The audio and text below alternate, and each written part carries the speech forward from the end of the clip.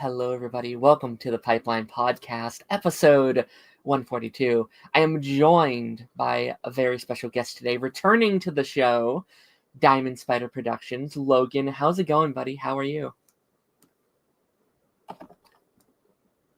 You were muted somehow. Was I muted? Sorry. Oh, that's weird. I think you were. Hi, I'm doing great. How about you? I am good. Thank you for coming back. Thank you. I was looking back. I was like, I've had him on previously. When was it? And it was back in, I think it was November of 23 when we had the Marvels come out. Yeah, right when the Marvels came out. Which feels like it's been forever, and it also feels like it was like yesterday. Yeah, I know. I feel the same way.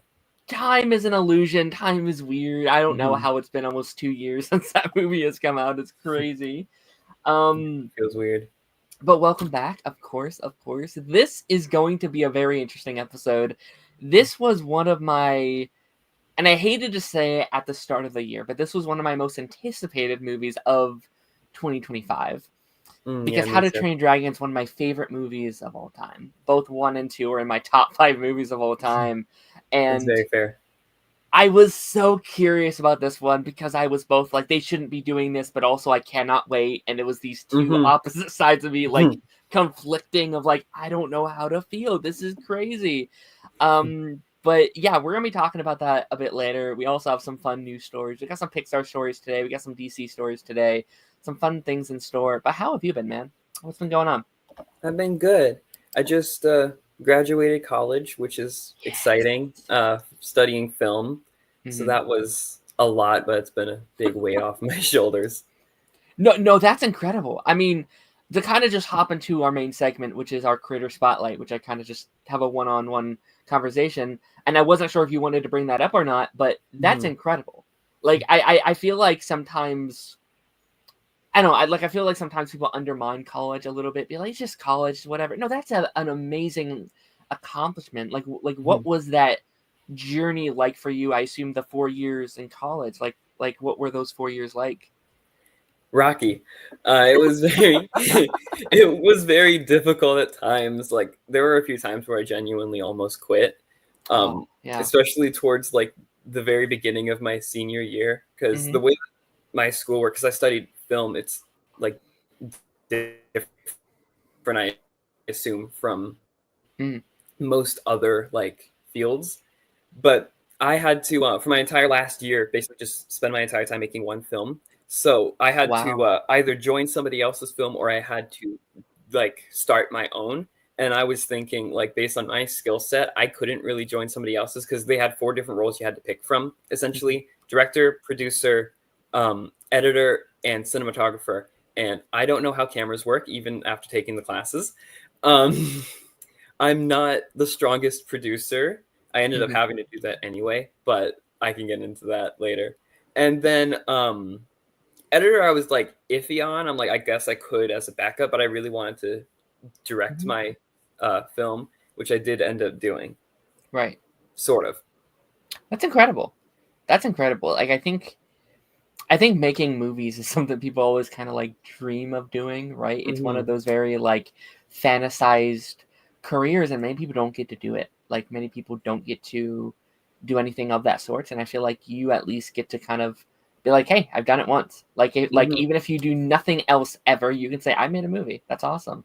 And I also love your little movies that you make on your channel as well. Thank you. The stuff you do on that side of things. So I think that's awesome. And like, what made you want to go into that field specifically? Like was it your love from the stuff you've done on your channel throughout the years, or was there something else that kind of inspired that journey?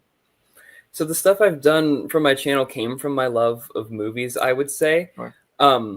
what initially sparked my interest in this kind of creative industry in general was watching the behind the scenes videos for like the behind the scenes commentary for like Pixar movies, specifically Finding Nemo. If you have the DVD of that, it has an amazing commentary where they'll even just like stop the movie and play a bunch of like behind the scenes stuff at random points. Like it was very interesting. But then I got more into live action when I saw actually the behind the scenes stuff for Jurassic World of all films. Oh, okay.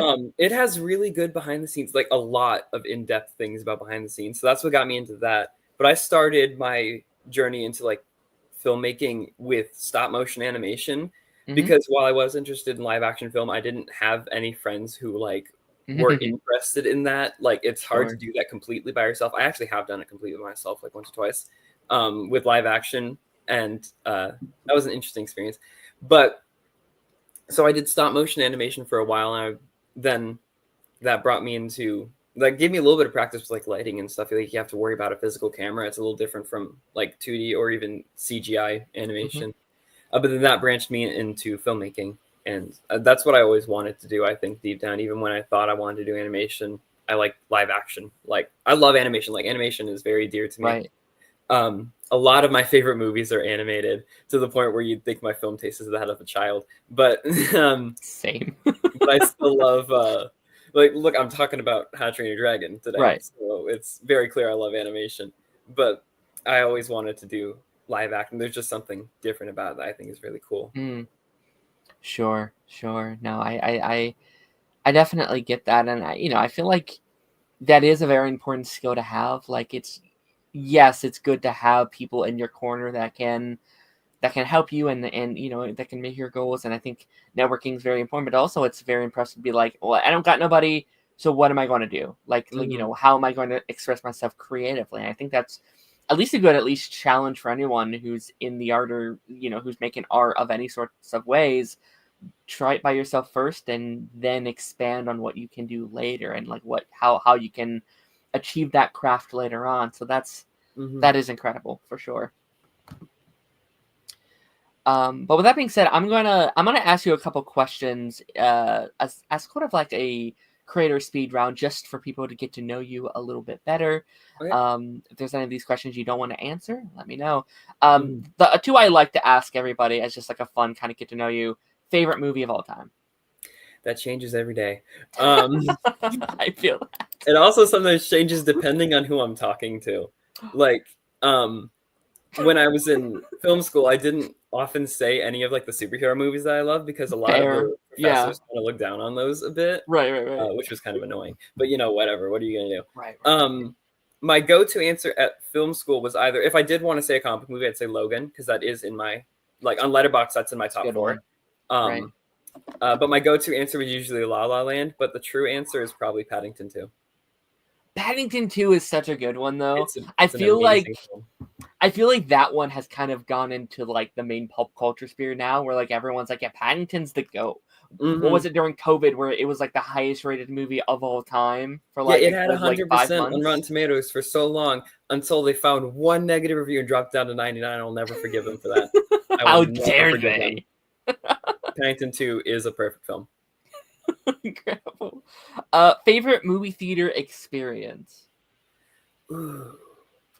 That's got to be Infinity War. The first time I saw it the Thursday opening night. Just the fact that everyone was like reacting pretty like a normal Marvel movie, and then Thanos snapped his fingers, and it was the quietest I've ever heard a movie theater. Yeah, and it was like incredible, especially because there was like no music in that scene. It was just silence and people reacting to the fact that half of the universe is dying. I'd say that was probably the best movie theater experience I had.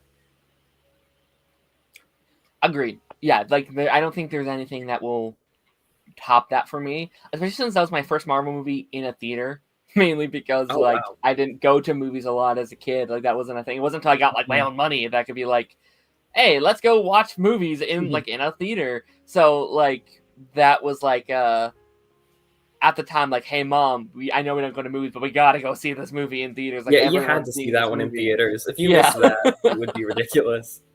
No, that's such a pulp culture, and like I don't know, like I kind of feel like, and you can have your problems with that movie, but I feel like you can't necessarily.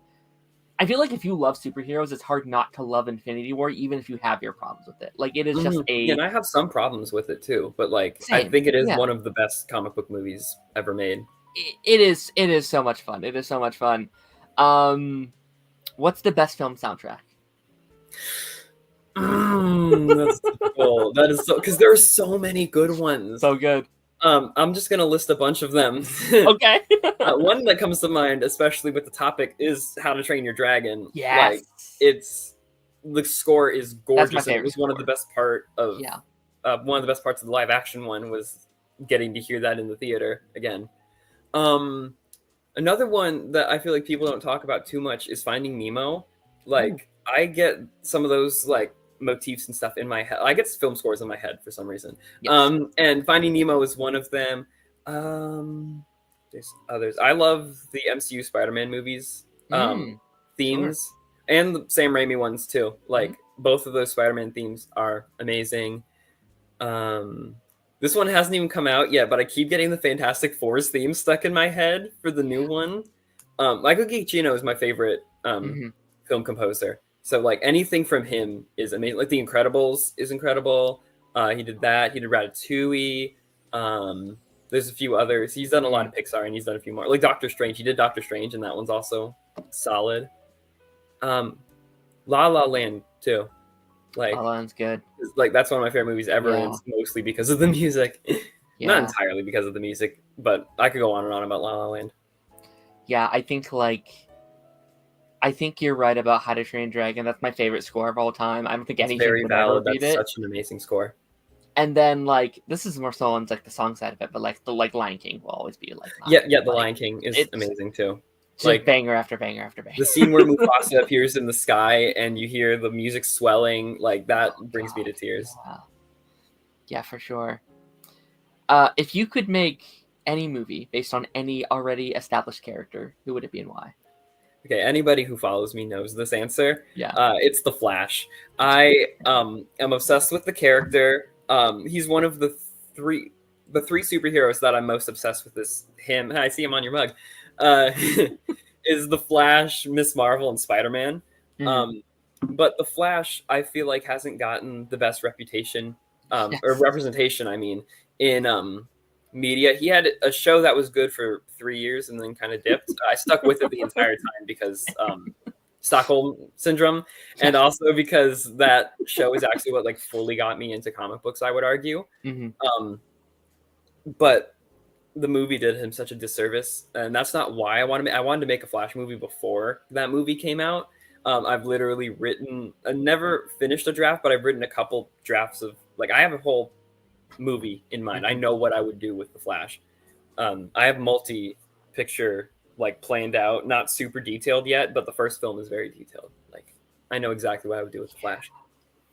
Flash needs done justice. Like, that Flash show is one of my favorite shows of all time. Despite me too. Its many misfaults, it's my favorite show of all time. Like you said about, like, lying about your favorite movie, Flash is one I kind of, you know, depending on who I'm talking to, maybe I won't mention the Flash every now and again, you know, for obvious reasons. But it means Flash so much to me, even though it was garbage at times. it's my garbage. It's rough sometimes, for sure. The first 2 seasons are genuinely amazing. Like, I think that's some really solid comic book content. And my last question here, I'm about to list off 4 characters. You can only keep one of these characters. Oh, no. The rest are gone forever. They're just gone. Spider-Man. Miss Marvel. So they're tailored, I see. Moana. Moana. The Flash. Didn't see Moana coming. I've done my research. Okay. So if we're talking about who's been important to me for the longest, I would say Spider-Man. But I feel like I would have to keep Miss Marvel, though. Oh, wow. Just because of her, like, importance, like, culturally. Sure. She's iconic. Like, instantly, basically. Like after her first appearance, like that comic cover has become iconic. At least I believe so. Mm-hmm. And she's just so relatable, and I feel like it's important to have good representation in general. So she's great. Like I've spoken to people who are from her culture, and they've all agreed that she is great representation of Pakistani American culture, or just Pakistani culture in general. Mm-hmm. So I feel like that's super important. So I think my answer is Miss Marvel. Miss Marvel's good. I think she's one of the best, like, kind of like newcomers inside the new space. Like, it's really, really hard to break through that wall of these like very iconic, very popular comic book characters, and to like be seen on the front lines as like one of your kind of major new characters. So it's really cool, especially after the show had come out, and you know how popular, and you know that actress, of course, is such a joy to watch on screen. I love her so much. Like I'm gonna support everything she's in, even if it looks bad. Oh, I'm so obsessed with her journey. I can't wait for that like documentary one day of just like never being in a project, just like never, not an actor at all, and just being like, hey, you want to like do a Marvel thing? And they're like, sure, I love Marvel. Especially with her being obsessed with Marvel for so long. Yeah, like that's the like dream, right? Like that's the fantasy of being like a nobody and being like, hey, you want to be in the most popular franchise first major job in the world? Your first major job is Marvel. Like that would be insane. Crazy. Yeah. And she's damn good at it. I got to go direct my Flash movie in like a year. And then she got to like do the comic as well. It's like they handed her the keys, and like that is they screwed her over a little bit with those comics, but yeah. Yeah, for sure. Let me go through a couple of these comments here really quickly, and then we can move on to our next topic here. Hello, Maddie. How's it going? Hope you're both doing well. Thank you so much, Maddie. It's something that people never realize just how hard it can be alongside the passion, that there's also hard work. 100%. I think that's in reference to the whole film school stuff, and 100%. Yeah, I've been glancing at the comments every now and again, so I remember when that popped up. It's very... Yeah, like it's easy to be like, I want to make a movie, but then it's like, but wait, how do I make like how do you even go about that process? Once I decided I was gonna write my own film to make, then I had to assemble a team to work on it. So I think that I probably set a record for the smallest crew at my school like ever. Like on set, we never had more than like 15 people, and all the other films that I worked on, like I worked on as like help for other films, all of those had at least like 20 to 25 at the smallest. So everybody was doing at least 2 roles on that film. It's probably easy to think like I could do this by myself. I could just make it, and it's like there's a lot that goes into it, and I did like 8 things because I wrote it, directed it. I was the lead in it because it was a Muppet movie, so I was doing the puppeteering.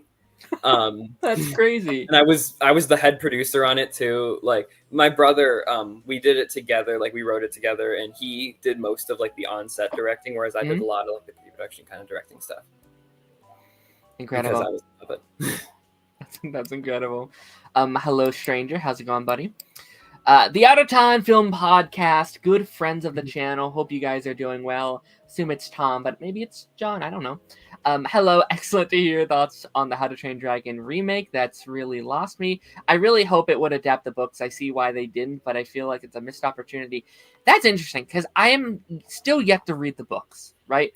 But from what I hear, I definitely hear it's a very different experience to the movies, and I do want to go down that path at some point. I read the book as a kid a long time ago. It is a terrible adaptation, but it's an amazing... Sure, right. And that's even like a bigger conversation where it's like sometimes it's okay to differ from the source material if it's better, or you know, if it's also good, right? It's like, yeah, I wouldn't even call it an adaptation. I would say it's inspired by the book.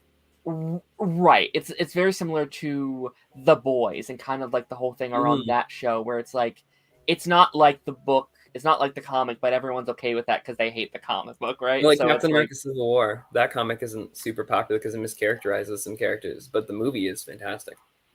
That's fair. That's very, very fair. Maddie says Hairspray soundtrack. That's really good too. I could get into musicals too. Like there's my gosh, yeah. What up, Jordan? How's it going, buddy? How's it going? I can see the competition of every single life moment right now as you're choosing. Yeah, that was when I was choosing between Miss Marvel, Spider-Man, The Flash, and Moana. Amazing, amazing. One hat today, Jordan. One hat today. How would you write a Flash movie, man? So I have a specific comic that I want to adapt in it. I want to adapt the Flash Year One, which is retelling like a modernization of his origin story.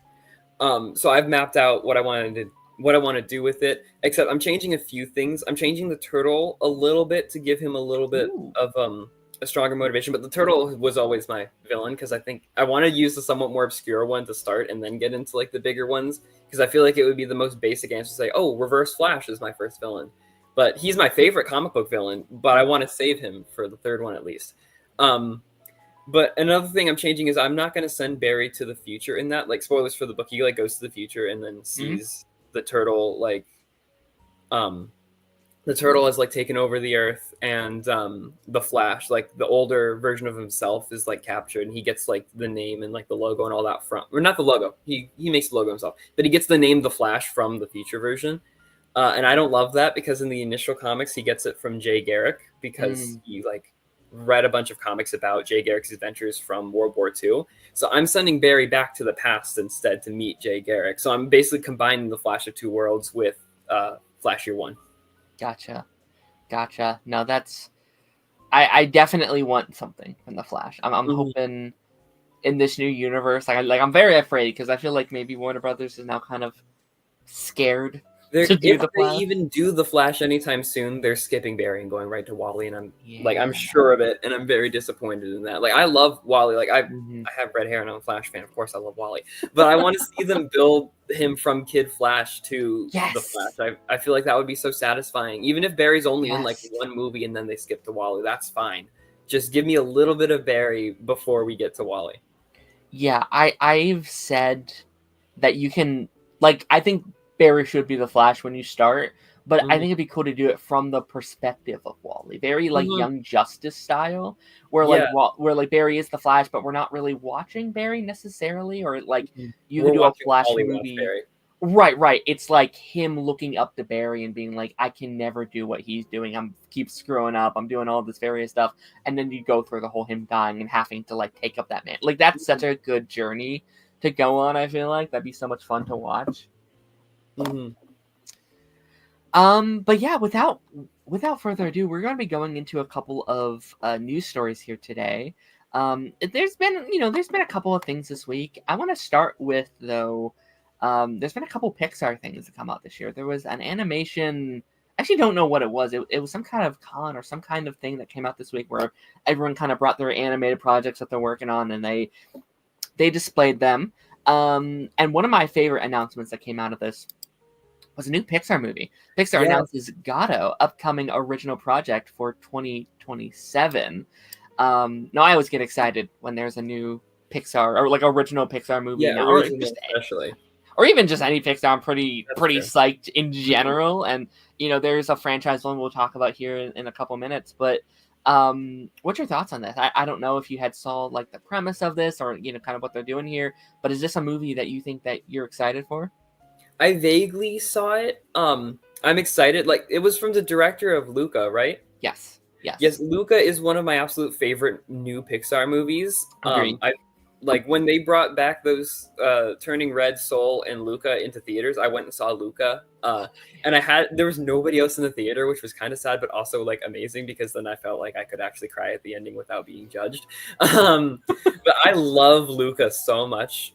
I think it has so much heart. So if they're directing another Pixar movie, I'm excited.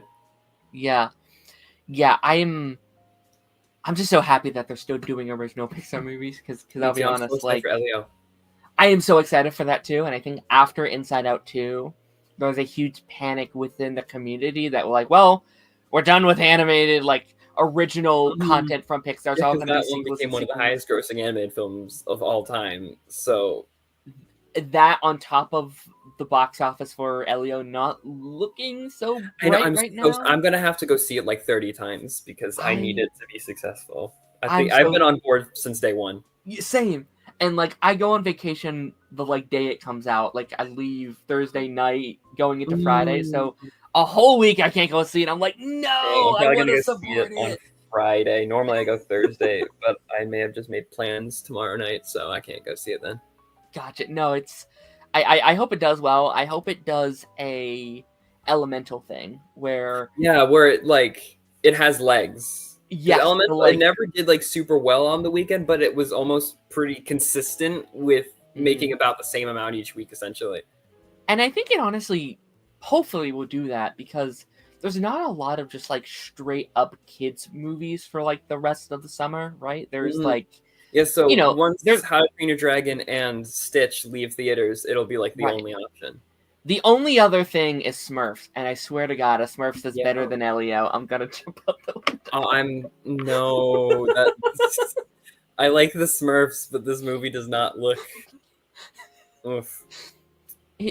It looks like one of the worst movies I've ever seen. It looks like the quintessential like corporate doesn't understand the IP movie ever. Like, this is what kids like, right, guys? The kids fact will that every love poster this. says Rihanna is Smurfette. Like, that's like the only thing that they have going for it. Yeah. And like, no shade to that fan base, but I don't know if that name is that big nowadays to sell an entire film pitch, I guess, right? Like, you know, the like, fact that they're relying so much on Rihanna's fan base instead of the Smurfs fan base is kind of telling. It's definitely. I know there's still some people who are big fans of the Smurfs, but like, yeah, I like Smurfs. Like, I grew up on the Smurfs. It was my mom's like favorite show growing up. So like, I watched it. I liked it, but like, I don't know if there's been like a good Smurfs movie necessarily. Like there's ones I like. Harris one. Yeah, like I like those, but they're not necessarily like good. Like they're like guilty pleasure kind of like dumb turn off movies. your brain kind of thing. Yeah. I watched them when I was a kid. That was like my only exposure to Smurfs. But no, but like what I, just like how they've described this movie, it's like this like hand painted style of animation, which I think looks really, really cool. Like just from the concept art looks really cool. Looks really awesome. I want to know more. They've said, this is the like little snippet they said, follows a music-loving black cat named Nero in Venice who is rejected by locals due to superstitions. That makes a lot more sense. But I do think that's a really fun little twist on it because there is that whole thing about black cats and like, oh, they're cursed and blah, blah, blah.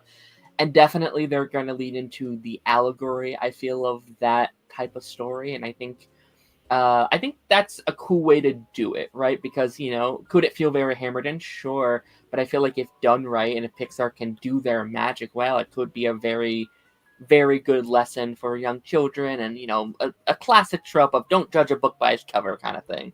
Hopefully it can remove some of the stigma from black cats, too. I remember that when How to Train Your Dragon initially came out, like, adoption of black cats, like, skyrocketed because of Toothless. Yeah. So maybe this could help with that again, too. Hopefully back when, and this is like a negative effect of that, back when Finding Nemo came out, everyone wanted clownfish and the Dory, the like blue-tailed whatever, and to the point where they're almost like extinct now. Like everyone still wants them. It's like, but they're gonna die. Like you can't. Yeah, and they don't know how to properly take care of them because they're saltwater fish. Yeah, this could be like a good version of that story. Where hopefully it goes the good way and not like they adopt the cat for like a week and then send it back. Like what happened with COVID when people were lonely, so they got dogs and cats and stuff, and then like after the mandates lifted, they just returned them. Right. Yeah, no, for sure. I definitely. That could be very awesome. I'm definitely looking forward to that. I'm glad we're still doing original movies. Yes, I'm gonna pull up this comment, and this will be a kind of a transition into our next thing here. I'm glad Pixar is still doing original story sequels. I understand, makes sense money-wise, but we need more original stuff. Yes, I am. Here's what I would say. Like, Pixar did like a statement years and years ago, and like probably none of that team is even there now. But they made this statement that I always thought was very interesting, where it's like, we don't even really like doing sequels, but we do sequels to pay for our other stuff. We know as a studio, we need to make money. So we will green light your Toy Stories and your, all these various stuff where we can make the projects we want to make. And I was like, you know what? I respect the hell out of that. I really, really do. And I think that's only become even more accurate in the last 10 years as we've seen. It's like, hey, we'll do Inside Out 2 if we can make, our movie about a black cat, right? I was like, They've got like fair enough. 5 original films greenlit probably because Inside Out 2 got them enough money to do so. Yes, and I think it's really a good, like right now on their roster, I think it's a pretty good balance, right? Like you obviously have your Coco 2 and your Toy Story 5 and your Incredibles 3 and stuff like that, but also you have, Gatto and you have, Hoppers, and you have Elio, and it's like, okay, it's a bit of both, and I can respect that. Like if you do like one on, one off, I'm like, you know what? That's a pretty good fine. I can record. deal with sequels if it means we also get original stuff. And sequels can be good too. Like Toy Story 2 is arguably better than the first one. Yeah, like I loved Inside Out 2. I thought that movie was incredible. I really loved it. I thought it was good back for the first one. Agreed. Oh yes, agreed. With that being said, I wanted to bring this up because we got some our first information on Toy Story 5. Information on Toy Story 5 has been released. I don't know if you saw this, but I thought it was at least an interesting conversation to bring up. Kind of first information. The first part here is the lily pad wants to separate Bonnie from her toys, wanting to make her more social. So let's talk about that part first, because actually really first, are you excited for this new Toy Story movie? Is that a movie that you're excited for? Because I'm not quite there yet, personally. Yeah, I'm not particularly excited. Like, okay. I love the Toy Story movies. I think that 3 was a perfect ending. However, 4 came along. I thought it was one of the funniest Pixar movies. So I'm okay with it existing. And I think that also had a definitive ending. I don't understand. I mean, I understand money, but from a creative standpoint, I don't understand why we're revisiting this franchise. We don't need to. I am so I defended the hell out of Toy Story 4. I said I thought that was such a perfect ending. But Toy Story 3, I felt like could have been just the ending of a trilogy, the ending of a chapter, and I wasn't necessarily against doing more of them. And if they didn't end 4 being this is the final one, I'd be on board. If they were this is the start of a new journey, and we did 4, 5, 6, I'd be like, you know what? Hell yeah, that's fine. That's completely valid. But they've now lied to us twice, being this is the final one. Get ready to cry. All the marketing for both Toy Story 3 and especially Toy Story 4, they're this is the last one. We're never revisiting these franchises. But then now Toy Story 5 is coming out, and then we're probably going to get Toy Story 6. At this point, we're going to keep getting Toy Story. Toy Story 28 is going to be the last Pixar movie. Yeah, going into this one, don't market it like that. Yeah. Don't be one final. It's not the final journey. It's just simply. It's simply not. We had 2 final journeys, and now we have another one coming out. So we're absolutely not ending this franchise. It's gonna go on forever. They're gonna milk it. It's not, and this other part of it kind of goes into kind of how I feel. Jessie is now in charge of Bonnie's Toys. Decides that they need help leading and asks Woody to come back. And that's the shit that kind of pisses me off, because I would be so much more excited if it was just a Jessie movie. That is. Yeah. Imagine how bold it would have been if they would have been we're going to do a Toy Story movie, but we're not going to bring back Woody. It's just going to be, Jessie's going to be our lead now, and Buzz is still going to be there because Buzz is still there. You can keep most of the characters. Woody's journey ended. I can see them. I would be a lot more okay with it if they didn't bring back Woody, and just because Buzz's journey can continue, that's fine. Yes. I think he deserves a little bit of redemption from 4 because they kind of dumbed him down a little bit. And Jessie is a strong enough character; she can carry the franchise. You don't need Woody's my favorite character in that franchise. You don't need him for Toy Story 5. I agreed, 100% agreed. I'm so frustrated with that aspect of it, because it feels like they don't have faith in the current cast that they already have, and I think Jessie is arguably one of their most interesting characters, and I think there's a really cool arc there to be had about and maybe they still can have it, but I do think maybe just bringing him back the instant things go bad is a little. It's gonna sully it a little bit. A little bit, yeah, but I like this journey of I've been abandoned by by the person that loved me most. If I mess up here, are they going to leave me too? Am I worthy enough to fill in those shoes that Woody was left by? And I think that's so fascinating. That's such an interesting thing. And maybe if Woody's just in it for a little bit, I could be okay, he makes his little cameo and he leaves, but that doesn't seem that's what this is. Right. I'd I'd be down for like a little speech, you know, and like halfway through, like, you can do this, just bring them the victory. Yeah, he just shows up, gives a pep talk, and then goes back to his life on the run. That'd be awesome. I'd still not love that, but I would like that better than him being a mainstay. It's better. It's better it's than better. It would be a compromise. Yeah, 100%. Yeah, so that'll be interesting. I'm not excited yet, but like, I'd be lying if I said when that trailer comes out I won't be excited, because I do, like, I'm a sucker. I know I'm probably going to go see it. Like, yeah, I've gone to movies that I wasn't excited for just to go see. Like, I went to see the Flash movie in theaters because I felt like I would kick myself if I didn't see the first ever Flash movie in theaters, and I still feels like I haven't. Fair. Let me go through a couple of these comments. The new Smurfs movie is a train wreck. That trailer made me blind. Fair. That's a good reaction.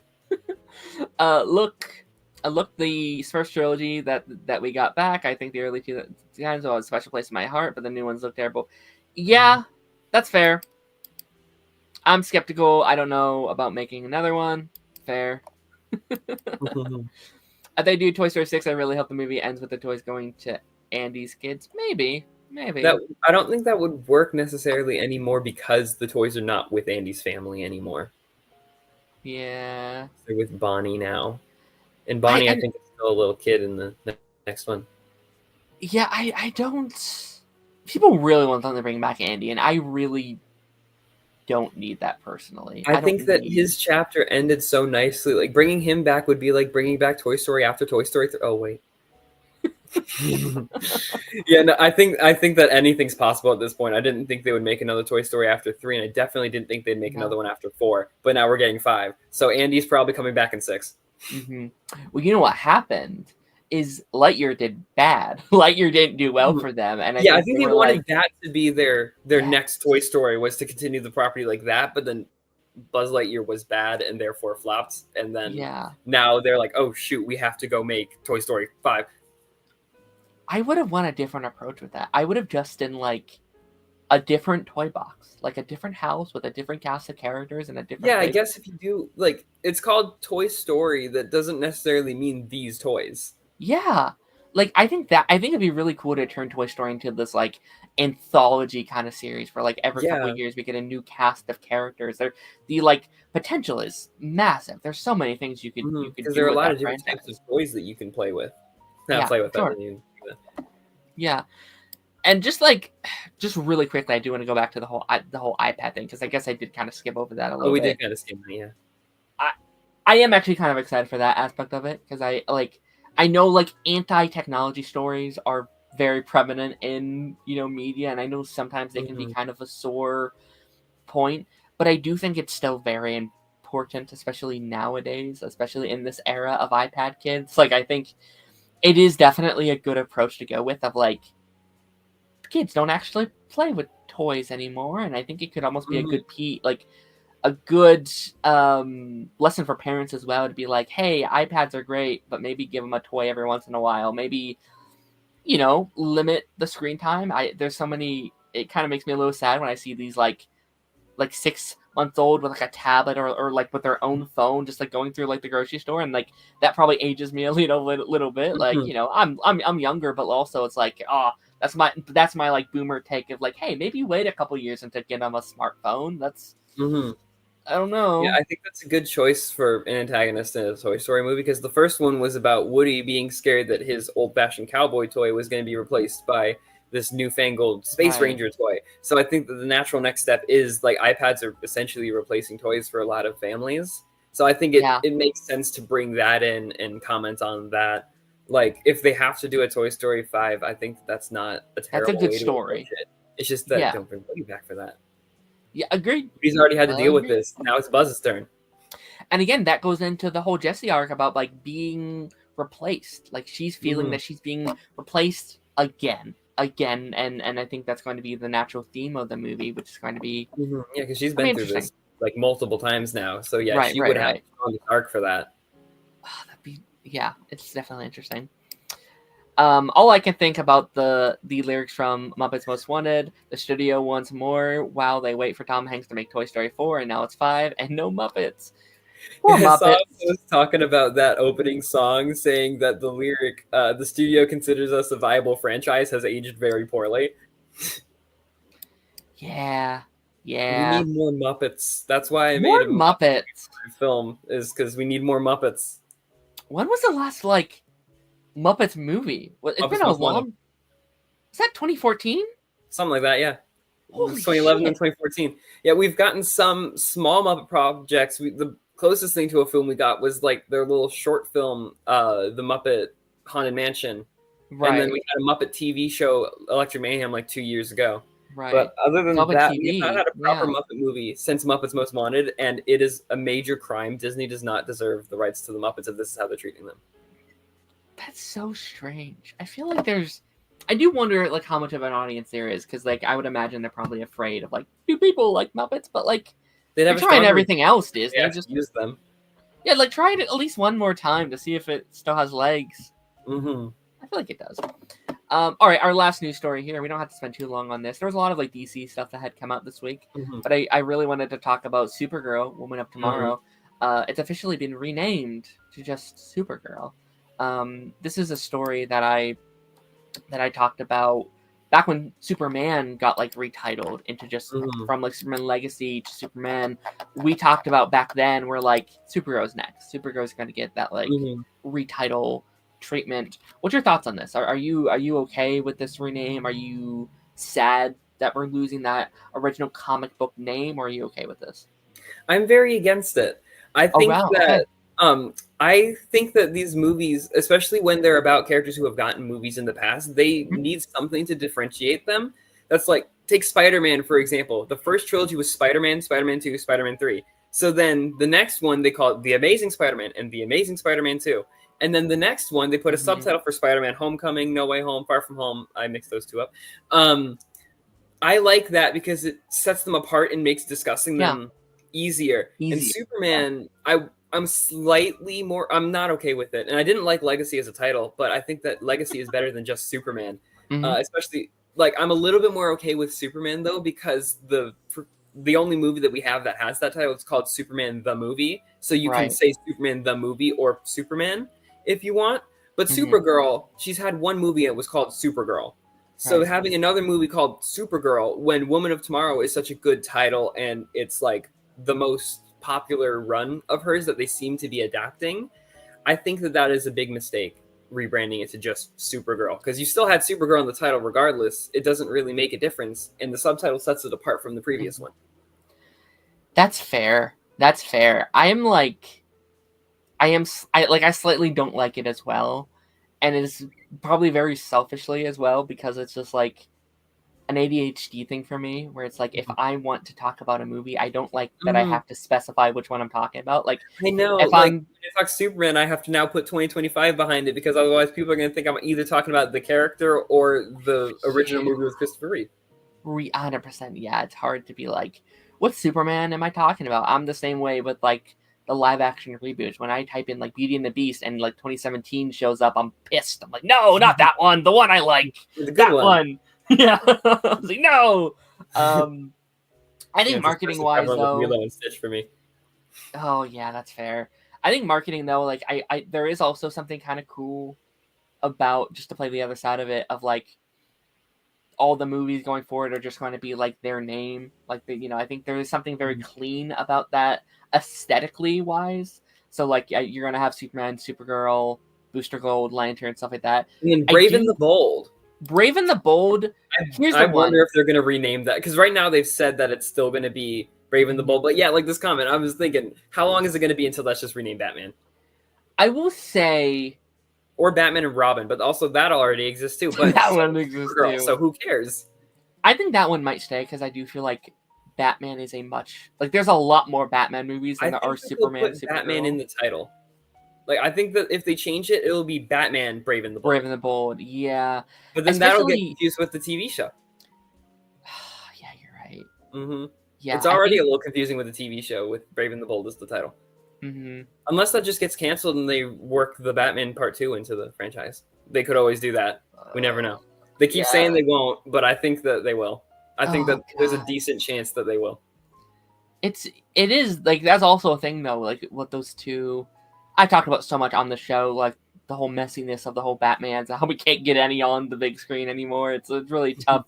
But like you also have like, are you gonna have Batman and also the Batman both in the like both ongoing franchises? Like that's confusing for but they had to cancel audiences. the TV show for Superman, so it doesn't compete with the Superman movie, of course. Right. It's gonna be interesting. And also, like, what's this comment? I wonder if we actually get subtitles with sequels or numbers. He keeps removing subtitles. Yeah, that's true. He could be like, Woman of Tomorrow does sound like a better sequel title, I would say, than like the first movie. Same with like Legacy. Legacy doesn't feel like a good like Woman of Tomorrow for the sequel, and they adapted it in the first one. That's going to be really silly. That's going to be a bit silly. That's fair. But it does sound like a good sequel title. I hope when they get Superman 2, Supergirl 2, etc., they add subtitles. I reckon they'll be worried that the Batman v Superman, Birds of Prey subtitles confuse, misled audiences. Maybe. I think Batman v Superman helped the audience because, like, that movie was very much setting up the Justice League, so Dawn of Justice kind of makes sense. Birds of Prey was just to show Harley Quinn's personality with it. Like, but I do agree, like, that was barely a Birds of Prey movie. I would have called that movie Harley Quinn and the Birds of Prey. It was a Harley Quinn movie. I do love that title. I very much love that movie. I do too. And I love the long-ass title, Harley Quinn. Birds of Prey and the Fantabulous Emancipation of One Harley Quinn. I love that title. But from a marketing point of view, they should have called it Harley Quinn and the Birds of Prey. Yeah, that movie came out at the worst time. I felt so bad for it. It was like COVID just started, right? Like, I think it was one of the last movies I watched before the COVID shutdown. It was like March of 2020, was it? March of 2020? So it's like some people saw it. It came out in February of 2020, right before the pandemic. It was one of the last movies I saw before the pandemic. Yeah, I feel bad for that whole era. Like, I don't remember if it was that or if it was Onward was my last, but one of those was my last. And it's like, man, some of those movies my last deserve one was better. Unfortunately, the Impractical Jokers movie. Oh God, really? 2020 was a good year for movies too. It just kind of pooped the bed, I guess.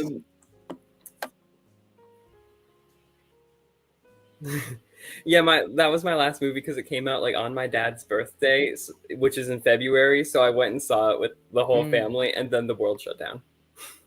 Gotcha. But yeah, with that being said, yeah, I think there's a bit of a lag happening here, but we're gonna push through. With that being said, we are going to move on to our main topic of today, which is How to Train Your Dragon, 2025, the newest live action reboot of a very popular animated IP that's been, I don't know how you feel, or I guess I kind of know how you feel, but like this is a franchise that is very important to me. Movie came out when I was 8. I think I was 8. What came out 2010? I remember getting the movie on Redbox back when that was a thing. I got a Redbox for the DVD. I saw How to Train Your Dragon 2 in the drive-in, and then I saw How to Train Your Dragon 3 in a cinema when that came out. And obviously I watched a lot of those like TV shows and stuff that had come out on like Cartoon Network and even a little bit of the Netflix one. So it's a franchise I love very dearly. Before we get into the movie itself, what is your opinion on like the overall franchise up until this point? I think it's DreamWorks' strongest franchise. Okay. Like, I think that the first one is amazing. The second one is just as good. The third one's a little bit of a step down, but not enough for me to consider it, like, bad. Yes. I watched the Riders of Berk show on Cartoon Network when I was a kid. I haven't seen Race to the Edge, but I've heard good things from multiple people about it. I'm going to start it at some point. There are just other shows I want to start first. Yeah. But I love it. It's my favorite DreamWorks franchise. It's funny because my favorite DreamWorks franchise and my favorite Disney franchise are done by the same people, because Lilo and Stitch is my favorite Disney franchise. It came out this year. Yeah. They both had a reboot this year. It was very interesting for me because I'm usually against most of the live action reboots. There are a few that I was for. Like, I'm actually a defender of the but I was excited for both of those, even though I'm against how many reboots that they've been doing, and I had very different reactions to them. Mm. Yeah, it's been interesting leading up to this movie too, because it's been announced for a couple of years, and I think this is one of the more recent adaptations for one of these, right? Because and we're starting to see more of those. Like we have Moana next year as well. Good luck with that one. But most of them are based on 80s movies or based on 90s movies, and now we're starting to step into 2000s movies. We're skipping right to the 2010s even. The little I guess was 2000s, early 2002, I think it was. Right, we're starting to get into the late Gen Z movies a little bit, and I remember when that was announced, I was like, "Oh wow, is that what that feeling is? Is that is that what that feeling is of getting?" Oh, they're getting to the ones that I watched in theaters now.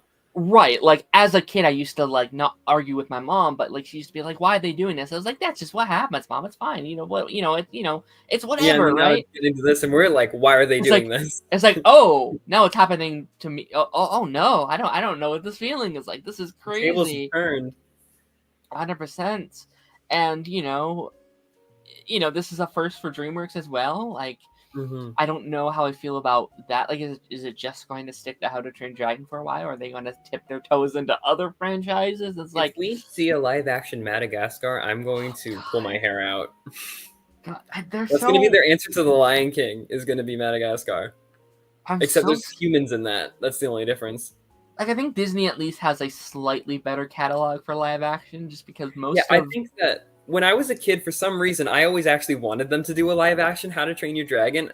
I went through a little time period where I was interested in the idea of these cartoons being brought to life like that. Right. But then when they started doing it, I had kind of grown out of it a little bit.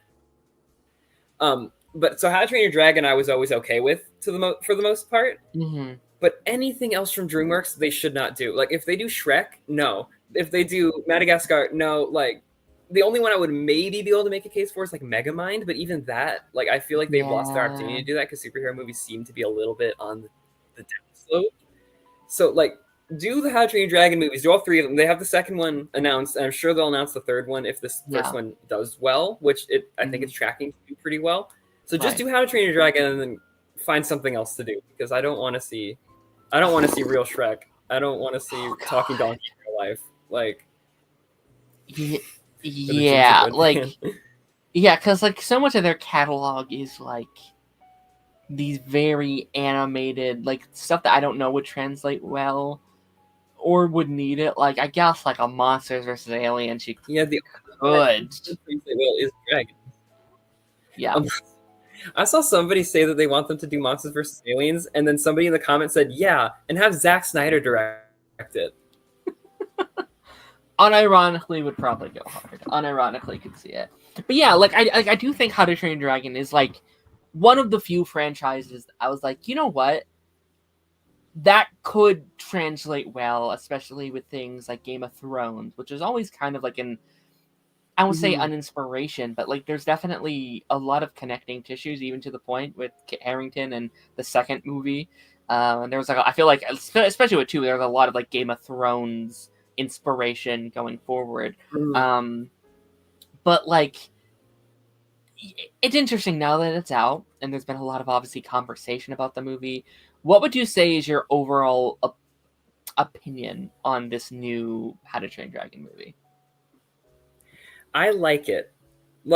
I said in my first review on Letterboxd that and only review, I didn't review it last time I watched, I just rated it. But because I was really tired last night. I saw it last night. I've seen it twice. I saw it once when it first came out. I went with some friends. I went yesterday with my family, and I'm now planning to go see it a third time tomorrow, which I didn't think I was going to do. But one of my friends went and saw it in our 4DX 3D and said it was a blast. So she invited me to go see it tomorrow. So I'm probably going to go see it again tomorrow. Mostly just for that format, because I do think it would be interesting. But I said in my first review that I think that this was everything I wanted Lilo and Stitch to be. Because I was very disappointed with Lilo and Stitch, because I feel like it lost the core of that movie. Agreed. Whereas How to Train Your Dragon keeps the core of its movie, especially because the director of the original, or one of the co-directors, because Chris Sanders also co-directed, he did not return this one, but he got an executive producer credit. I wonder if he did anything for that, or if it was just because he co-created the franchise. Yeah. But Dean came back and he directed it. He was very adamant about it. I've seen a lot of behind the scenes for this movie specifically. Yeah. It's been really fun and has actually fed into my opinions a little bit.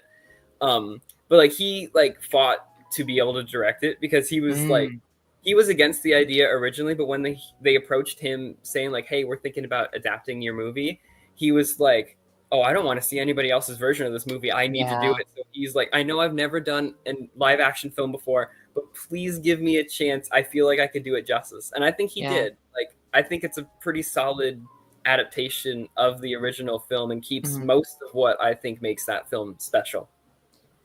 Yeah, it's so interesting. And like, I guess my bigger problem with it would have been just like greenlighting it in the first place, right? Would be just like, I kind of hate him as a director having to take this on because he had said on multiple occasions, if I didn't do it, someone else would have done it worse. And to me, that is not like, that's probably not how you should be going into art. It shouldn't be like, I have to do this because I don't want someone else to ruin it. I kind of hate that. With that being said, it is very interesting watching his interviews being like, I don't like live action reboots. Like, they kind of are awful, but like, I'm going to make sure mine with Lilo and Stitch, because Dean Fleischer Camp, who I do love, like Marcel the Shell with Shoes On is one of my favorite movies ever. Yeah. So I was excited for it that he was doing Stitch, but he just anyway. But he also talked about how he doesn't think that every movie should get a live action remake, but he thinks Lilo and Stitch is one that would work in live action, and that like that's a slightly different thing to what the other Dean who directed How to Train Your Dragon said, because he thinks that he didn't think it was a good idea at first, but then the more he thought about it, the more he liked it, and the more he's like, oh, I really want to do this because I want to do my story justice. Because he holds it so close to his heart, as he should, because it's right. amazing animated film. Like, it's DreamWorks' best movie, in my opinion. So the fact that he wanted to come back to make sure it was done justice, I respect. 100%. Yeah, no, like, I was thinking a lot this week of like, okay, like, I actually don't know where I'm going with that conversation. I'm sorry. Let me back up. Okay, let me back up. Okay, here's how I feel about this one. It is really, really hard to dislike this one because it is objectively a really good movie. Like, just this alone, if you walk into this movie not knowing anything else, it's a fantastic movie. It's like it's great. Like, it's just really, really, really good. And I love it so much because that original How to Train Dragon is one of the greatest movies of all time, in my opinion. It is my fifth favorite movie of all time, and I've never seen that movie on the big screen. I think that experience was so much fun to me, to be able to just enjoy that story with the surround sound, with the music, everything again, even if it is the same movie again. And typically I'm not a fan of copy pastes, right? I'm someone who likes a balance in between, obviously keeping it faithful, keeping it, to what that film is at its core, but also trying new things, trying new ideas, giving your own take on a story. But also, like, this is also a weird one because it is like, where do you add new, right? It is such a perfect story, and we can talk about the sequels going forward and how I think they should do some new stuff with the sequels as well. But this one specifically, it's like, man, it's such a tight story. It's such a tight, thing with these various characters. In the original film, so it's hard to really go back and change anything. It's tough. And then I guess the conversation of like, it's a good movie, but then the conversation is like, yeah, but should it exist, I guess, is like the greater conversation that's surrounding it as a whole. It is a really, really, really good adaptation of a story. And I do think it's like it's a slippery slope, because I think in this case it works, but it does kind of scare me from a studio's point of view, where it's like, oh, we just made the same movie again, no differences really. We can do that with all our movies and make a bunch of money. Like, that's scary to me, of like, oh, like, it's good here, it's made with heart here, like, they really cared here, but some other studios won't care, and they won't have heart, and they'll just think they didn't change the script much for this movie, and it works here, but like, it might not work for a Shrek movie or something. And it would not work for Shrek. Shrek is made so specifically movie, animated. Right. It's an interesting conversation to be had for sure. I mean, what's your takes on this, like, live action reboots as a whole? Because I know, like, I think this year especially, with, I think, Snow White, Lilo and Stitch and How to Train Your Dragon has been such a massive conversation. I think everyone's talking about it. Mhm. I think the gimmick a little bit is wearing off for people. Like, I think people have always kind of been anti-reboots, but I think now people are getting, like, we are kind of getting tired of a lot of these. So I'm going to talk about this, but first I just wanted to say one thing, that when you said the question about whether it should exist, that just reminds me of a line from Batman versus Superman, actually, when they're doing that whole like montage of I'm low-key a Batman v Superman defender, first of all. Like, I don't think it's great, but I think it's a fun movie. And I think it does really interesting things. It just doesn't execute them super well. That's my problem with Zack Snyder in general. Like, I think he has really good ideas that he just doesn't know how to execute to their fullest. Anyway, but that's a whole separate topic. But the line where someone asks the character, I can't remember her name, the woman who plays Elastigirl, her character, they ask her, should there be a Superman? And her answer is just, there is. That's kind of what I'm feeling like with this How to Train Your Dragon movie, especially, is like, should this be a movie? It is. Like, I don't think it necessarily should have been made, but now that it is made, I think that they did it the best that they could have. So, but as for yes, agreed. Yeah. Yes. But for the general topic of reboots and all this, so the film that I made that I was talking about at the beginning, my like capstone film, it's titled Nostalgia Bait. And I feel like that should give you all the information that I'm about to say. It's about the overabundance of reboots in Hollywood, where I take this Muppet character, his name is Stuart, and he used to have a Sesame Street like show back in the 90s and early 2000s, and then after 20 years of it being off the air, a studio approaches him to reboot the show. So he comes in, and then they're like trying to tell him to change all these different things, and he has to decide if he wants to have integrity and say, no, we shouldn't reboot it, keep it as it is, or if he wants to like sell out and relive the glory days and remake this movie.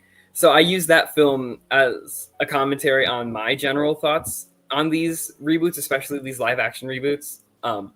I think that there are some films that can benefit from it, but I think they're choosing the wrong films.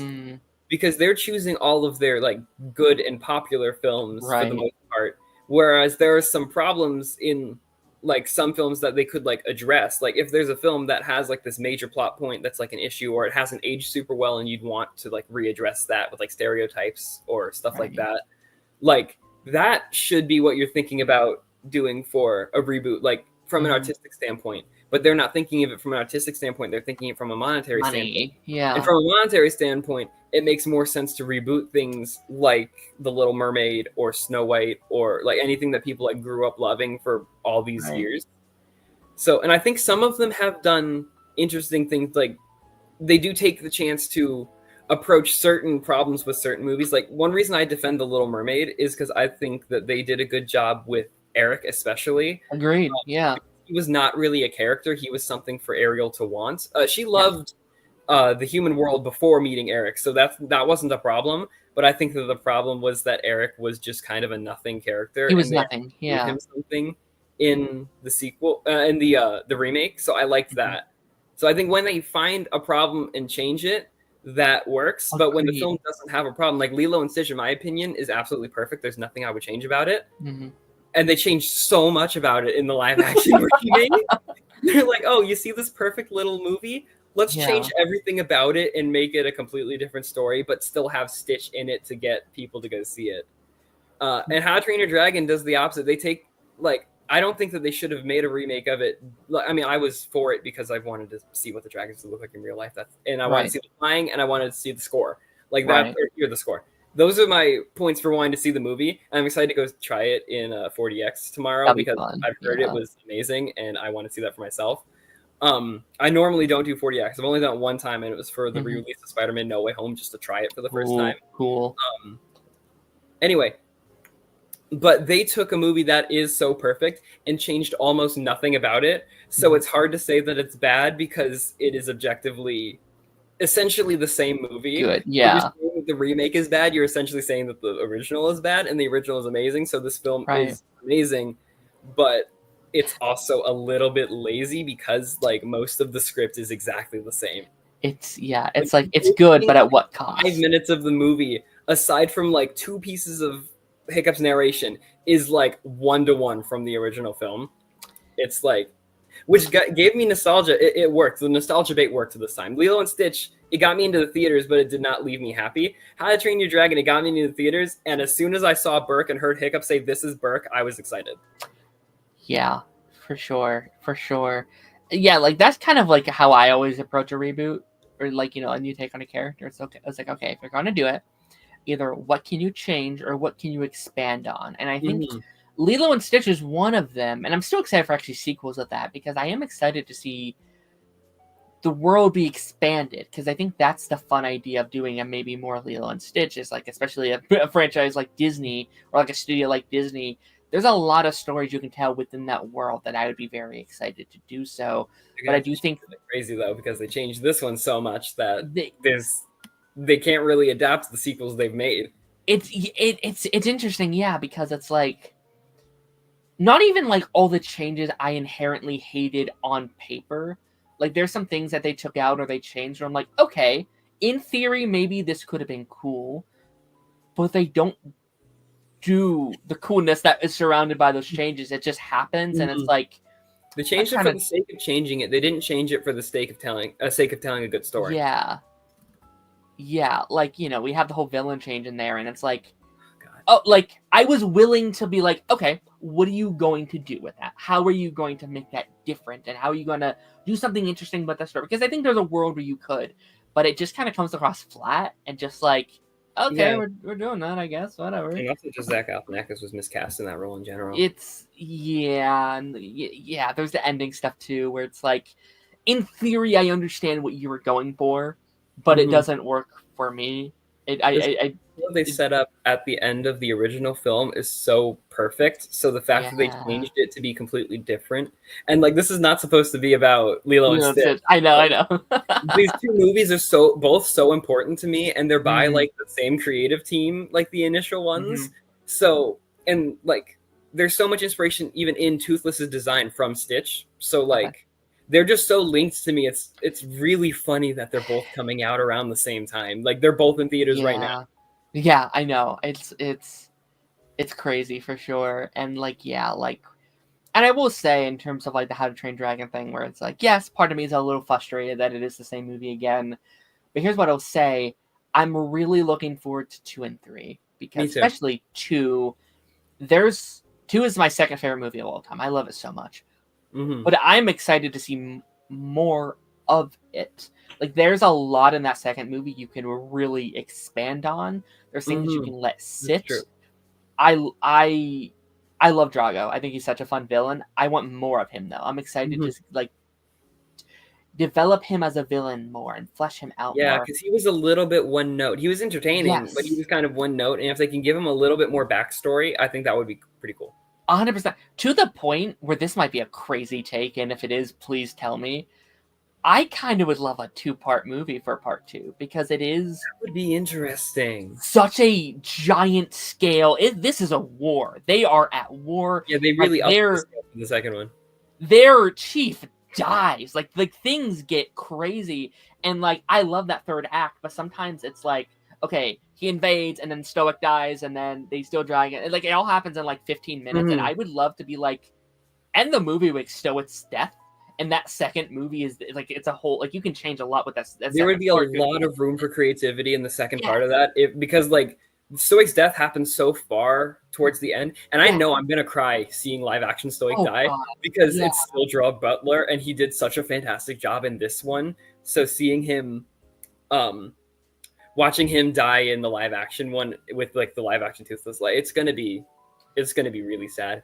But like if they end it there and then have another part, it's going to be very like if they wanted to do 2 parts, they could have so much room for creative freedom there and like show more of Hiccup dealing with his father's death. Like I feel like that, like because Mason is a great actor too. Like he could bring so much to that. I would love it if they would explore his like actual reaction to that a little bit more. Like, I kind of love the idea of, like, you ending it, like, at the funeral, being like, we're going to get them back.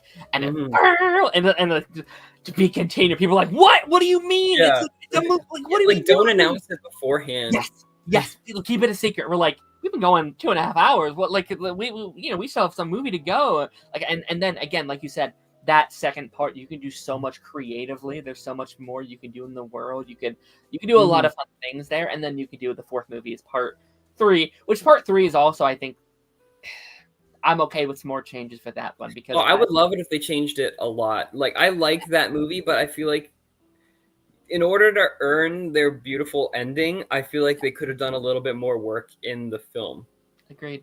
Like, keep that third act or at least the ending, but I'm okay changing a lot of the first and maybe second act a little bit to fit. Now, one of my problems with that movie, I know they're not going to change, because I don't love the Light Fury in general. I wish that it was just another Night Fury. I think to me that would have worked better thematically than making, the sparkly girl version of Toothless. Like, I think that it would have worked better as a Night Fury rather than a Light Fury. But they're not going to change that because they've already put so much into the merchandising of that since the third one came out. Like, if you go to Epic Universe, I'm going to go soon though. Well, kind of soon, in end of the year. But anyway, if you see like the gift shops, like they have a whole wall of just Light Fury merchandise. It's so easy to market. It's like, hey, it's Toothless, but it's a girl, and it's like, oh my gosh, it's a different color. Holy shit, this is crazy. All the different dragons have very minor but like realistic to nature differences between the genders of the dragons. Like, if you watch like the animated show, especially, they show you that more because they'll have like a boy Deadly Natter in there and it looks a little bit different, or like stuff like that. But for Toothless, they just said all the Night Furies are still dead, and this is like the last remaining Light Fury, and it's like, is it a different species or is it the same? Or are the little babies like Liger situations because they're like Night Lights, so they're like half Night Fury and half Light Fury? Like, it just kind of convolutes things a little bit for the sake of marketing. Yeah, no, that's fair. That's fair. I do want to just talk about like the movie itself here, just because I know we're doing like a lot of the like. We're talking big franchise kind of stuff, right? Of a specific movie. I will say, and it's definitely a harder one to talk about because it is the same one again. But like I like the cast here a lot. I think what is it, Mason Thames and Nico Parker. Nico Parker was so good as Astrid. Like, she was one of the standouts to me. Her Hiccup, obviously, stoic. Yes. He's just returning, so of course he was great. And then Gobber like surprised me with how much I liked him. Agreed. I think Astrid is definitely the best part of this, and it's always interesting because I feel like it's always the characters that are the most controversial are the ones that I'm like, yeah, they were the best part of this project.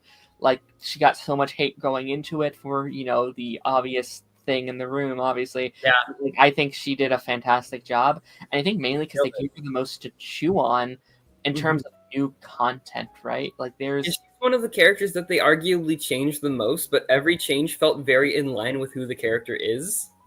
And I think that it really worked. Like, I liked that she had aspirations to be chief. I liked that in the final act, when she's fighting when she gets like saved by Hiccup, before that she's actually actively doing something, like she's fighting the dragon and saving Stormfly. Like, I really liked what they did with Astrid in this movie. Agreed. Yeah, I think giving her that like thrive to be chief was always there, but it was kind of more unspoken, right? There's that moment in How to Train Dragon 2 when she finds out that like Hiccup is going to be chief, or is potentially going to be chief. She's like, "You're going to be chief. This is amazing. I would love that. Like this is such an honor." And I think that's going to be really interesting as we develop going into 2 and 3. Like, how is that going to go when becoming chief, and seeing how Astrid reacts to that? Right. And she ultimately does still become chief in a way, right? She's because she marries Hiccup, so they together, like, and he, I'm sure, goes to her for like everything. And arguably in some ways, like, she is the better leader at times than a Hiccup, right? Like, Hiccup is a great leader, but he's very distracted at times. He's kind of in his own world at times, where there's a lot of time, like, I think especially in 3, where she's like, okay, guys, listen up, we're going to do this and this and this. A lot more level-headed at times than Hiccup. He lives in his fantasies a lot. So, like, I always love them as a team because I think they work very, very well together. I think they make the perfect chief side by side. So I'm excited to see how that gets developed. I also really liked the additions to not necessarily Hiccup as a character, but his reputation within Burke as like the privileged one. Like I thought because he's that the chief's son, so he gets everything. He gets away with murder, essentially. I thought that was such a Doesn't good even seem to like him. Again, yeah, like I think that was such a good way to make kind of the kids already kind of hate him. Like they kind of hate him in the movie. They hate him just because he's small and nerdy. He's small and lame. But now they hate him also because he's privileged. He gets to do essentially whatever he wants and face little to no repercussions. Little consequences, and yeah, I thought that addition was a really smart way to kind of further develop his character. I was like, I never thought of it that way before, but yeah, he does have a lot of privilege. Like he there's that line. I don't know if it's from. It might be from Tough Nut or something, but they're like, yeah, if this was anyone else, you would have been kicked out years ago. And it's like, yeah, mate, probably. Mason Thames isn't all that like wimpy looking, so they couldn't rely on him being like smaller than everybody else. Because Snotlout is shorter than him in this one. So, and I think in general, I don't remember if in the first one he was, but I know in the second one he is shorter than him. Right. But like, so they can't really make fun of him for being a tiny little pipsqueak because he's a little skinny. He's not like buff or anything, but he's not like as tiny as he was in the cartoon. And you kind of have to do that because it is live action, and they're going to be I assume filming not too like it's probably going to be a couple years, but still like it's probably not fair to be like, all right, kid, buff up and get super buff. Because he's still a minor, I think. So like, I feel like they're probably not going to wait as long as they should, but I think they need to wait a couple more years to film it. Yeah, no, like for sure. Like it's definitely harder to like show that transformation on screen because that transformation from 1 to 2 is like, it is a 5-year gap. Like age is 5 years. So you kind of have to already kind of make him look like an adult or like, at least older.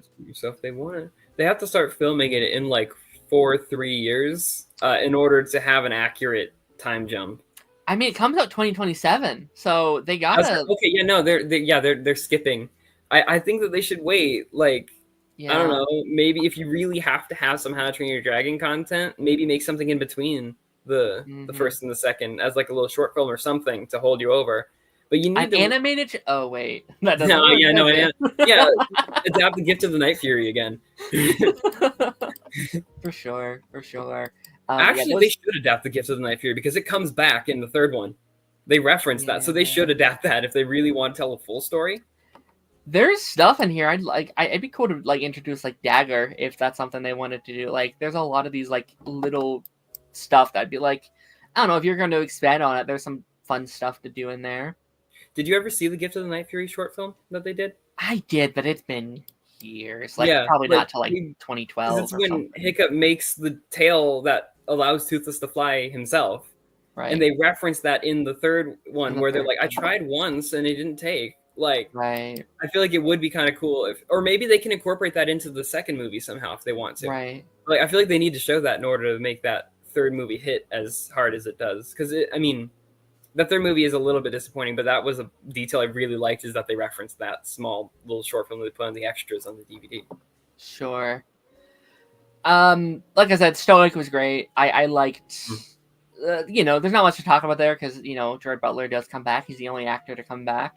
There's a really good scene in there, which I can't remember if it was in the original, but it felt fresh to me when or at least it's an expansion on it when he's in the room and they're talking about the hidden world. They're talking about the like the world that they got to go find it. Like, there's a really good line where he's like, why are we doing this exactly? It's like, for purpose. We're doing it for purpose. And I feel like that's an underline of all the movies that really hit home because even the dragons have always been their purpose no matter what, right? It's always been, why do we want to kill dragons? Is it because we hate dragons or is it because that's all we know?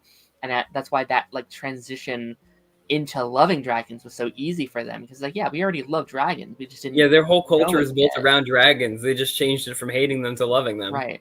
Which is what makes that final movie so impactful when they have to say goodbye to their identity. That is really cool. So I think and rebuild without the dragons, right? 100%. So that's really fun.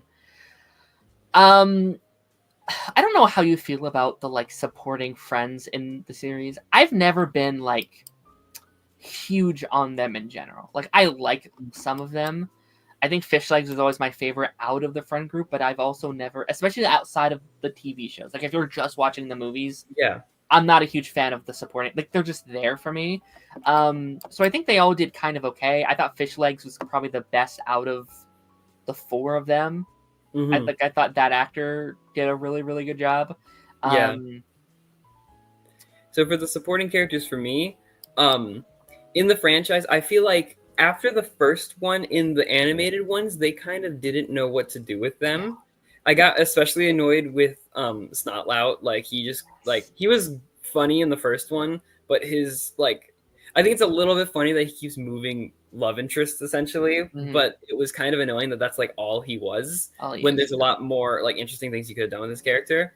The twins, I liked Tough Nut in the second and the third one. First, I just thought he was really funny in that one. Maybe it's because that was the first one that he wasn't voiced by TJ Miller in the film. That could be part of it, but he was funnier in that one to me than the other two. The twins, I think that they kind of all the characters, they were the most poorly adapted in the live action one to me. I liked Tough Nut in the film. I didn't care for Rough Nut. Rough Nut almost had no lines, it felt like. And they got rid of a lot of their dynamic. Like, there's a lot of little bits where they just, bicker with each other. And they cut a lot of that from the live action. So I didn't love that. But then the twins just get they work best in small doses, but I think they underutilized them, if that makes sense, in the live action one. Fish Legs was the most solid. He did a really good job. I was shocked. If we're not including Astrid, then he is the most solid side character of the kids. Agreed. I don't love him in the second movie of How to Train Your Dragon because he falls into the same thing as Snotlout essentially. Yeah. But then the third one, he's just kind of there, so he's not super impactful. But I hope that they dive more into him being a dragon nerd in the future films too. Yeah. Because that's my favorite aspect of him, and that's what's so prevalent in the first one, and I feel like they kind of lost that a little bit in the sequels. No, 100%. Yeah, if it wasn't for those shows, I simply wouldn't care about any of them, right? They're not. They're not friends in the movies. They say they're friends, they say they're Hiccups friends, but they just kind of they don't really interact with there them because he needed help at the end, and then they say that they're friends every now and again. But really, they just kind of get in his way almost a little bit. Yeah, and I do like them in the shows. I need to watch more of the shows, and I want to revisit the Riders of Berk because I haven't seen that since I was 12. But yeah, Fish Legs in the show is Hiccup's best friend. They're really close, and it's really really cool. And it's I look back on the movies, and I was like, oh, they don't really have talk. Yeah, which sucks. And I 100% agree with Rough and Tough. I've never liked Rough and Tough. I just could never get into them, especially that third movie.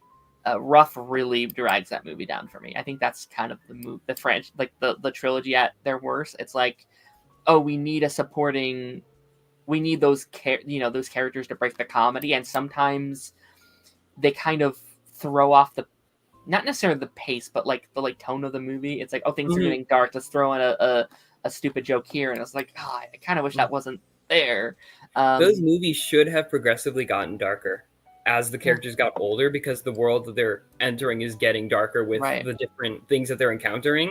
So I think that they did take that step in the second one, but then they kind of made it a little bit lighter and more kid-friendly in the third one. Yes. And I think that's because that was the first one made after Universal bought DreamWorks, I believe. So it was a different studio. It was similar people who were making the Illumination films. I remember it was that kind of team. So I feel you can notice the shift in the franchise from that. Yeah, How to Train Your... I'm sorry, Kung Fu Panda 3 was kind of the same way, where I really like that third movie, but it's definitely the most kiddie of the three movies, and you can kind of tell that drop off a little bit. Which again, I still love a lot stronger than 4, though. Yeah. Oh my God, it's night and day, 100%. Yeah. 4 had 2 things that I liked about it, and they were both about music, and that was it. Yeah. I quite like Snotlout here as well, actually. I almost thought he was maybe slightly... Oh, yes, Snotlout. I forgot to talk about him. in this movie specifically, I loved that they brought in the dynamic with his dad. Yes. Like, this is spoilers. So if you're not listening to spoilers, skip ahead a few seconds. But the line where he's like, "Oh, hey, Dad, I was just don't talk to me in public." That killed me in the theater. Like, I was with my brother and a friend, and we all three just started dying laughing at that when we first saw it. It was hilarious. It's good, yeah. Like he has, and I guess in the animated movies, it's a bit unsaid about that little journey, but it's still there, and it's something you don't really get into until like the show stuff. Yeah, the shows I've heard do his dynamic with his dad like that, and they brought this in from the shows to this, and I loved that. It was such a good addition. 100%, yeah. Like it's a really good journey of like just wanting to be wanted or just wanting to be loved, and he projects that on Astrid and even Hiccup to an extent, like especially in the live action one, he seems more Team Hiccup than he was in the animated ones. Yeah, like he's like, hey, like love me because I don't get that love anywhere else, and I think that moment in like the third act when he's like, is that my son? And I was like, I thought that was such a heartwarming moment. Or like, oh my gosh, I might actually like him more in at least in like mainline movies more here, and I'm excited to see if they can continue to make him I guess I would like to see some growth within them because he never really does grow within the movies itself. I would like to see him just become he grows off screen in the TV shows. Right. So, like, just watching the movies, he's a very static character who just feels slightly different in each movie. Yeah, like I'd like to see him become just like a genuinely like great friend and a great writer and someone very respectable by the time we get to the third movie. Like I think that'd be really, really sick if we could kind of go down that journey. Yeah, they should definitely use these movies to fix some of the small issues that, like, because I think it's a very solid franchise, but there are some things you could expand upon and improve. Nitpicks, yeah. And if they use them to do that while also sticking closely to what made those films work, then we could have an all-timer for this franchise. It could be great. 100%. 100%. In worst case scenario, you just get a really good score and some really fun flying scenes to watch in 40X. Agreed. And like that's kind of I guess that's the final thing here I kind of wanted to bring up. I think again, like when you're saying like why do you want to bring this into live action, I think one of the big things is like, well, seeing the dragons in live action is definitely cool. And that was my concern going into it. I was like, they could either look really, really awesome or really, really bad, depending on how they do. And I think they did a really, really good job. It had a lower budget than like the animated movie, which is crazy to me. It's cheaper, and it's longer too. Like the film is longer than the animated one, but it was cheaper, and all of the effects look solid. There was not a single moment where I thought any of those dragons did not look real. 100%. No, it looks incredible, and I think this should be a new golden standard for them to be like. I think this should be at least nominated for the Oscar for visual effects, as well as costume design and production design, just because all of those were like top tier. It sounds really funny to say that for like a live action reboot, but they put so much like effort into making this film look as good as it could. Visually, yeah, like filmmaking wise, it's probably the best I've seen from like a live action reboot. Like it feels like there's actual like physical sets, and there's they're using like practical effects, and like it's so impressive because one of their main characters is entirely CGI, and he's in a lot of the movie. Yeah, and I think he's introduced, he's in every other scene essentially. So like the fact that he always looks like real is like so impressive. And I think this is going to be a thing for studios to be like, okay, they did this on this budget and it made a lot of money and it looks really good. How can we fix our studio budgets to kind of fit what that is doing? Like Thunderbolts came out this year.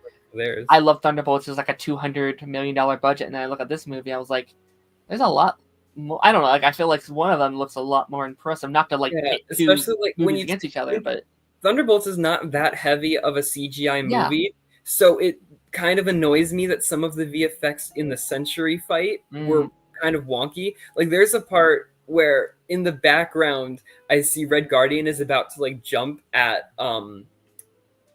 Century, and I'm convinced that either he is completely CGI at that point because he's like blurred out in the background, or he was just composited poorly because it stood out to me even on my first viewing, and I usually don't like think too much about nitpicks of CGI, but Thunderbolts was getting so much high praise, and I liked it a lot. I saw it 3 times. I have a funny story about that where I saw it twice in one day back to back because I went to go see it with a friend, and then in the middle of the film I got a call I didn't accept the call because I'm not going to accept the call in the movie, but I did text them back saying, hey, I can't talk right now, but I can text what's up. And it was another friend inviting me to go see the movie like immediately after at the same theater. So I'm like, what the heck? So I did Thunderbolts back in the same day. I haven't seen it since then because twice in one day was kind of a lot. Yeah. And, yeah, the visuals in that, like, I like the cinematography in that movie, but I feel like some of the CGI could have used some work, and the fact that this How to Train Your Dragon movie has a smaller budget than that and every effect looks flawless is crazy. Incredible. Yeah, no, I it looks good. It's talking about the same people who make the Jurassic Park movies, so I guess that makes sense. Yeah, it's crazy. We have like a dragon movie and a dinosaur movie in the same, like 2 months apart. Yeah, Jurassic World comes out in like 2-3 weeks. Yeah, it's really soon. Crazy. Yeah, July is going to be huge. It's going to be crazy because that and Superman and Fantastic Four. It's and like Smurfs. Yes, Smurfs. Smurfs is going to be top of the box office. Like, yeah, it's gonna be Smurfs, and then a large step down. You get to the other three. Of course. Sure. Yeah, of course. Naturally. But do you have any kind of like final thoughts on this movie that we haven't touched on yet that you want to kind of shout out, or things that you like that we haven't talked about yet? I just keep thinking about the production design and the costume design and all that because I really liked the costumes. I like that Astrid had multiple costumes. Because she there's one thing I need to look something up because I might have on my second viewing I noticed a few small things like filmmaking wise. And I need to see if I'm right about something because I vaguely remember them doing something cool with Stoich's costume. And I can't remember. I just need to see what the costume looked like at the beginning of the movie. Because I remember what it looks like at the end. I think that they might have changed something. But it's hard to tell with these pictures. Because I'm just Googling on my phone right now pictures of Stoich from the live action.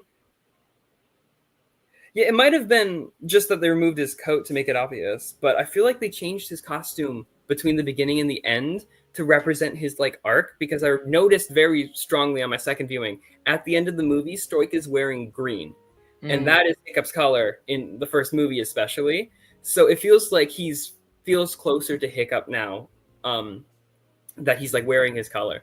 But another thing I noticed when I went the first time, I was talking to my friends about this, and we didn't like that they changed the shot design of the scene when Stoich finally comes back and he's talking to Hiccup. And he's like, we finally have something to talk about,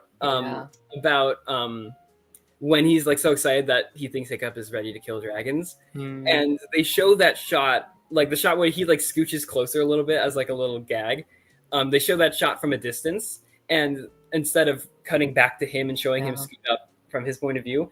And at first that kind of bumped me a little bit because I'm like, that was a funny joke. Why did they change it? But I could definitely be giving this film more credit than it's due because I've done that before with the removal of a specific scene. I gave them more credit than they came out and said why they removed it, and I was wrong.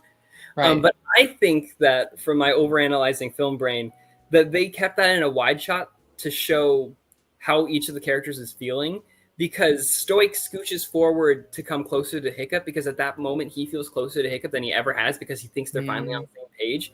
But as an audience, we know that they have never been farther apart because Hiccup is very against killing dragons. So I think that's why they keep it at a distance, at a wide shot, to show that like while Stoich is moving closer, Hiccup feels distant. So we know that he feels distant. So we are also distanced from the conversation until they start actually talking again. That's when they cut back to the shot reverse shot kind of setup. So maybe that's me giving them a little bit too much credit because I've done that in the past. But that's just something I noticed on my second viewing. I love noticing that I almost always go see movies twice because you always pick up on certain details and like can better form your opinion when you've seen a movie twice, in my opinion.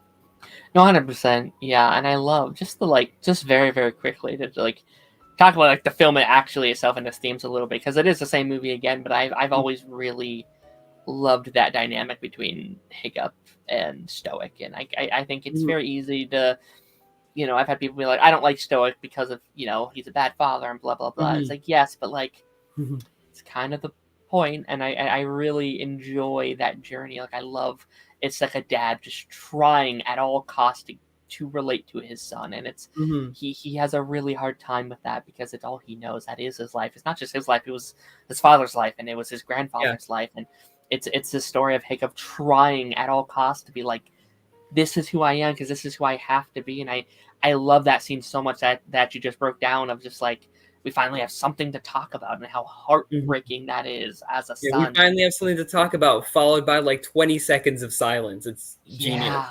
Oh my gosh. Yeah. And like, there's that scene when he's like about to go into the like ring to like fight to like kill the dragon. It's like, I have never been prouder of my son. I never thought I would get here. There's never been someone as surprised as me that we would get here, but now we are. And it's like, that's not me, dad. Like that's not who I am, but how can I live up to that? And I think that translates so well into the second movie when Stoic dies. It's like, how can someone live up to now? Those aren't shoes I can feel, but I can only try. Like that's, I love it so much. And like, I think that like twists happen so quickly, like in the third act of like, you're not my son, to like, I'm so sorry, I'm so proud of you. And I think it happens so quickly because those aren't real, genuine feelings he's feeling. He's angry and he doesn't know where to put it. And he said something he didn't mean. Yes, it's like Stoic is not someone who necessarily knows how to express his feelings. And I think it works very well in this like Viking story. Yeah. That's one thing I really liked about this remake with Stoic's character, is that them actually mentioning that Valka died because of the dragons. Yes, like, they really set that up. More like logic to his feelings about the dragons and his disappointment and Hiccup for siding with them, essentially. Because like, I like how much building they did for like set up for the sequel that they couldn't do in the original, because I don't think they had it fully mapped out yet. But just them, first of all, the joke where Gobber's like, yes, because Valka was the stubborn one. Like, I loved that. Like, it felt like such a natural way to even name drop Valka, and just the fact that they keep bringing her up, like in Stoic's motivation of like, these dragons took my wife, they are the monsters, and we need to get rid of them. It makes it so much more like personal than just, these dragons are stealing our food, so we need to kill them, and I want to kill them all. It sets it up much better now that they know that, like, people flow so nicely from the first one. Yeah, and I don't even know how much truth there is to it, but I saw a video recently where like in the early pitches of How to Train Your Dragon 2, she was going to be the like villain of the movie. Like, she was the villain that feels betrayed, and like I was like, I definitely see where that is going. Like, I think on paper that's a really cool idea of like, you hurt your dragon, you are siding with them, you aren't good for dragons, and I'm going to take them back and give them a right, there's a cool thing on paper there. But I am glad the way that they did go about it, and it's nice that they can, again, now that they know where they're going, and I assume we're going to do a very similar thing with her going into this upcoming sequel, they can kind of set that up and like, put it inside the narrative and help it support their characters early on, which is very nice. But yeah, with that being said, I do think that kind of leads us to the end of our episode today.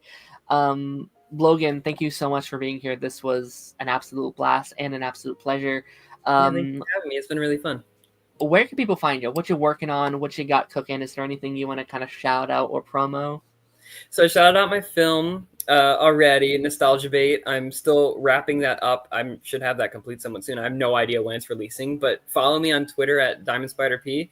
That you'll find updates there for sure. Or you can go follow our Nostalgia Bait film at Nostalgia Bait Short Film on Instagram. We have an Instagram for that if you're interested in that. I'm also on YouTube at Diamond Spider Productions. I haven't uploaded in a hot minute, but I have some things I'm planning to work on soon. But yeah. Absolutely amazing. That movie definitely sounds very interesting. So I hope everyone, when that is, I don't know if it's like a theater thing or if it's like, I don't know what the thing is there, but I hope people can support that when that is. It's going to be it's a short film. It's not going to probably have a theatrical run. We're looking into potentially getting into festivals, but so if I post a festival, I'll post that, and anyone who wants to go see it there. Otherwise, I'm sure I'm going to release it at some point. My guess would be next year or the year after that at the earliest, just because you have to keep it exclusive for the festival run before that, 100%, and then you can release it publicly. So we'll see. It'll be incredible. Good. The best of luck on that side of things.